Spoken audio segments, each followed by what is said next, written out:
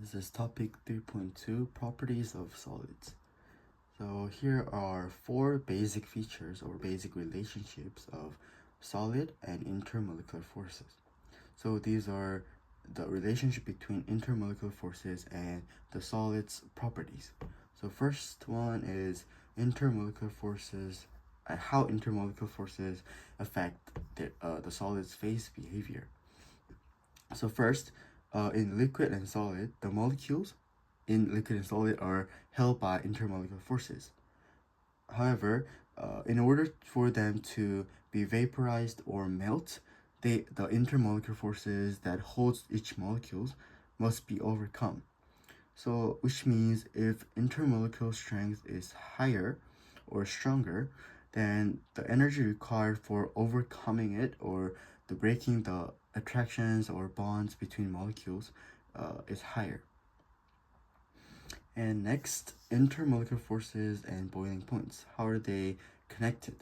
So similar to the upper one, the number one, boiling point is the temperature where liquid vapor pressure equals external pressure. And if the strength of intermolecular forces is stronger, that means boiling point is also higher because the energy required to reach the point where the bonds or the substance can boil is higher. And the vapor pressure related to intermolecular force strength. So vapor pressure is the pressure that exerted by vapor in equilibrium. So the basic relationship is that if IMF or the intermolecular force strength is higher, then vapor pressure goes down, and if it has lower intermolecular strength, then the vapor pressure will rise. And the last basic relationship is the melting point and intermolecular force strength.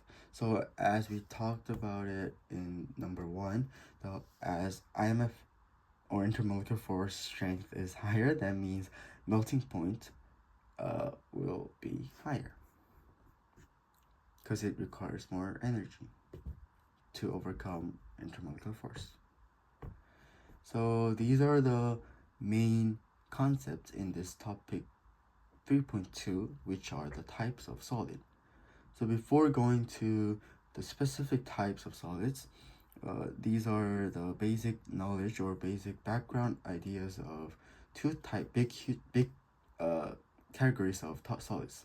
So amorphous solids are the solids with disorder in structure, which means very somewhat unstable and somewhat not organized. However, the crystalline solids are the solids with highly regular arrangements, which means it has a good pattern and structure, such as the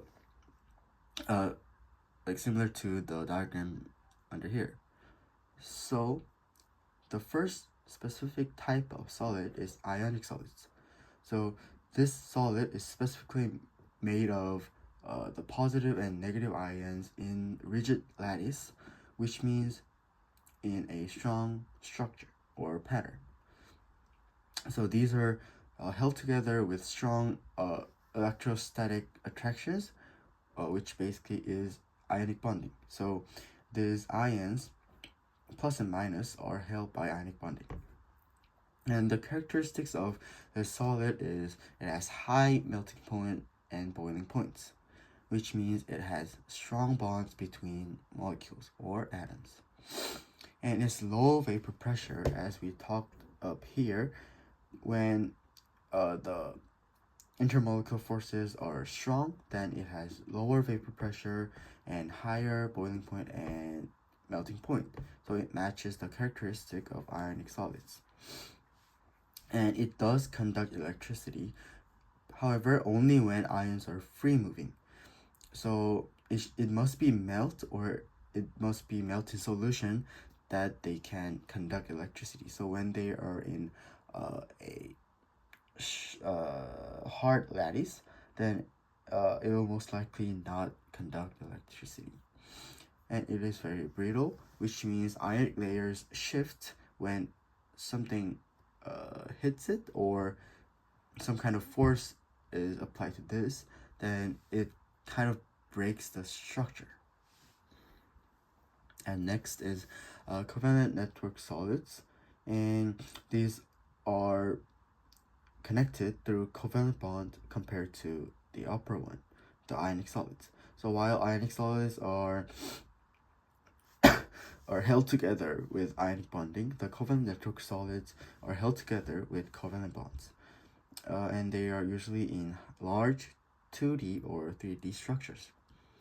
And they're typically non-metal or metalloids, and they have very high melting points, which means, or which we can conclude that they have strong bonds, which is covalent bond.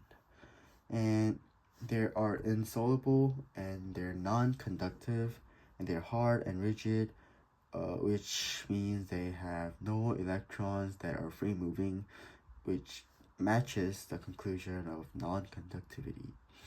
And they have fixed bond angles, that way they are more hard and more rigid.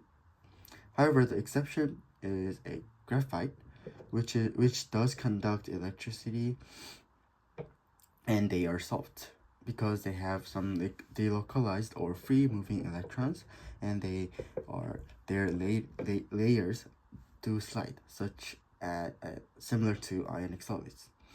And the image next to the explanation is diamond, and the third one is molecular solids, and these are made of discrete molecules, and they're held by intermolecular forces that we talked about in topic 3.1. So this includes London dispersion, dipole-dipole, or hydrogen bonding, those kind of intermolecular forces, and these solids are formed of different molecules that are held together. So also in this image you can see the hydrogen bonds holding the H2O molecules together. So they have low melting points or boiling points, which means that they have weak bonds or weak attractions between molecules. And it does match the idea that intermolecular forces are much weaker than intramolecular forces, such as ionic bond or covalent bond. And it does not conduct electricity, which is because they have no moving charges. And they are soft and easily evaporated because it depends on intermolecular force strength, which is usually weaker than intra, and depending on their molecular structure. So this image is ice, which is held, which is the group of H2O molecules held together by hydrogen bonds. And last one is metallic solids, which are made of metal atoms arranged in a lattice, which is a pattern or structure. So, but they have delocalized sea of electrons, which means free moving electrons. And for conclusion, we can say they have excellent conductors of electricity and also heat in this case. And they are malleable and ductile, which means their layers slide without breaking metallic bonding. So these layers, thin layers, just basically slides to the next, slide, but not breaking the metallic bonding, because they're bonded through sea of electrons. So yeah, it's not about breaking, it's just sliding. And there are two more examples in alloys. So alloys are a mixture of metals and other, which can be both metal and non-metal. And there are two types of alloys.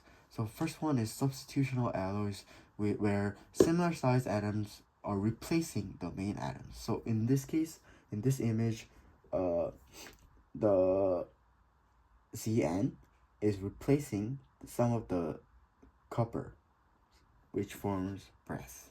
And the next one is a little bit different from substitutional, and it is interstitial alloys. So this happens when smaller atoms fit in between lattice. So while substitutional alloys had similar sized atoms, just simply replacing the main ones, this interstitial alloys includes smaller atoms that fit in between the main atoms. So as you can see in this image, the carbons are fitting in between the Fe atoms, which forms steel. And lastly, it is another concept where it explains about large biomolecules and polymers. And the polymers are the large molecules of repeating units of monomers, which means multiple monomers are forming a huge polymer. And biological macromolecules includes proteins and DNA, and they do have specific 3D shapes, and they are interacted through non-covalent attractions, which includes hydrogen bonding, ionic attraction, and London dispersion force.